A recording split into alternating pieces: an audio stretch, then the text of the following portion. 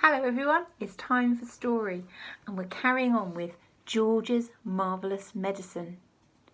Now, in case you don't know, George has a grandma, but she's not like other grandmas. She's not kind and lovely and gives him treats. She's really a horrid woman, and he's beginning to think she might be a witch.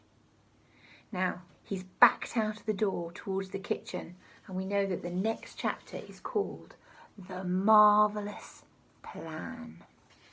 Let's find out what happens. George sat himself down at the table in the kitchen. He was shaking a little. Oh, how he hated Grandma. He really hated that horrid old witchy woman.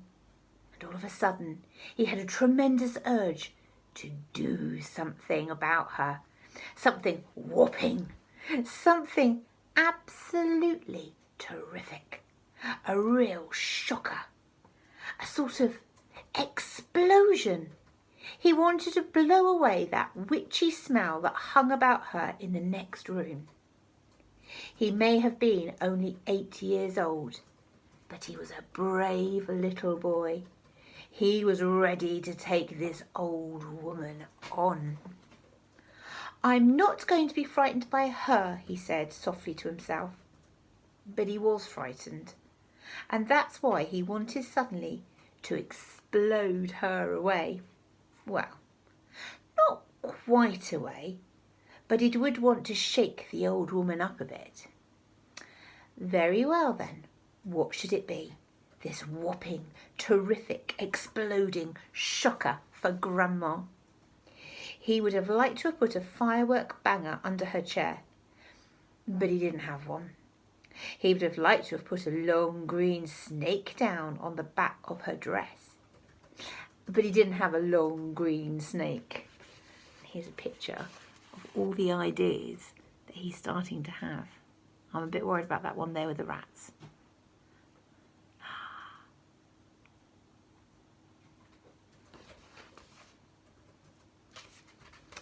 He would have liked to have put 6 big black rats in the room with her and lock the door. But he didn't have 6 big black rats. As George sat there pondering this interesting problem, his eye fell upon the bottle of Grandma's brown medicine standing on the sideboard. Rotten stuff it seemed to be. 4 times a day, a large spoonful of it was shovelled into her mouth, and it didn't do her the slightest bit of good. She was always just as horrid after she'd had it as she had been before. The whole point of medicine surely was to make a person better. If it didn't do that, then it was quite useless. So ho, thought George suddenly. Aha! I know exactly what I'll do. I shall make her a new medicine. One that is so strong and so fierce and so fantastic, it will either cure her completely or blow off the top of her head. I'll make her a magic medicine. A medicine no doctor in the world has ever made before. George looked at the kitchen clock. It said 5 minutes past 10. There was nearly an hour left before Grandma's next dose, which was due at 11 o'clock. Here we go then, cried George, jumping up from the table. A magic medicine it shall be. There's a picture of George having his brilliant plan.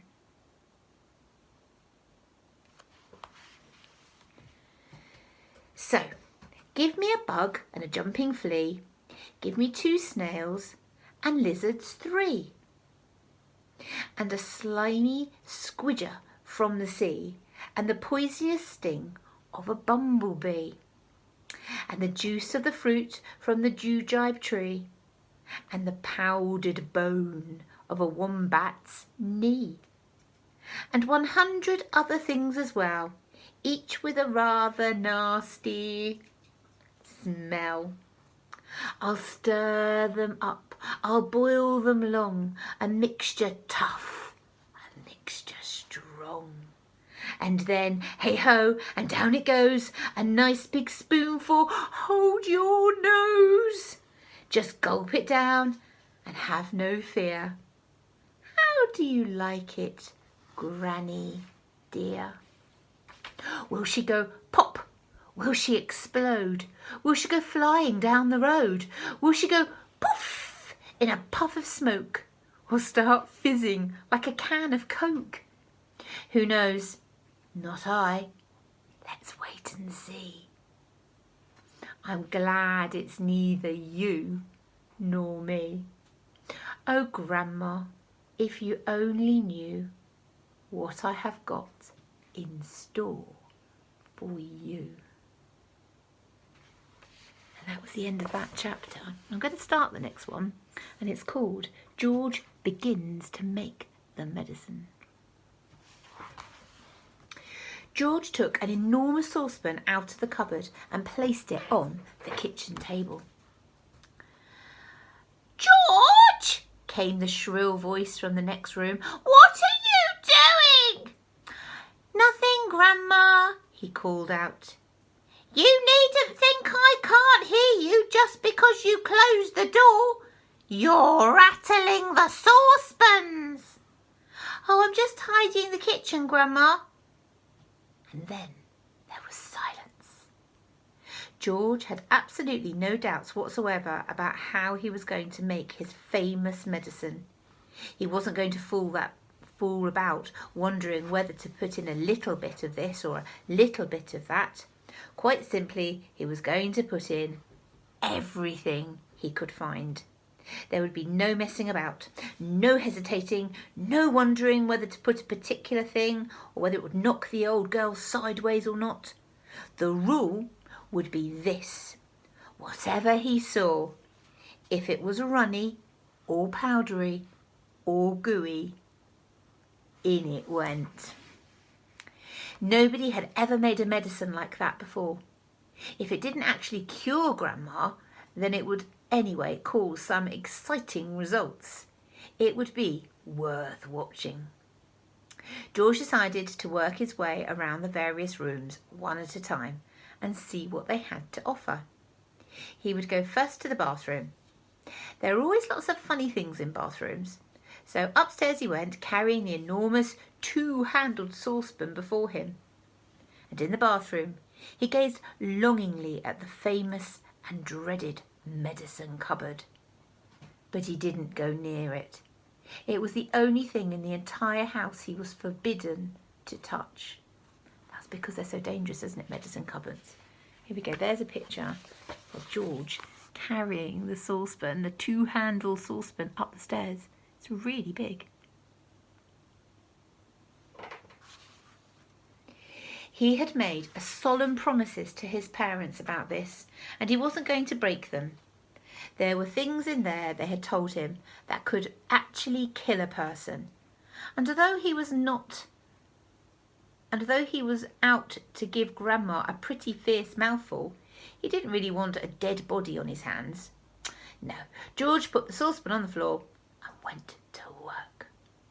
Number 1 was a bottle labelled Golden Gloss Hair Shampoo. He emptied it into the pan. That ought to wash her tummy nice and clean, he said. He took a whole tube of toothpaste and squeezed out the whole lot in one long worm. Well, maybe that will brighten up those horrid brown teeth of hers, he said. There was an aerosol can of super foam shaving soap belonging to his dad. George loved playing with the aerosols. He pressed the button and kept his finger on it until there was nothing left.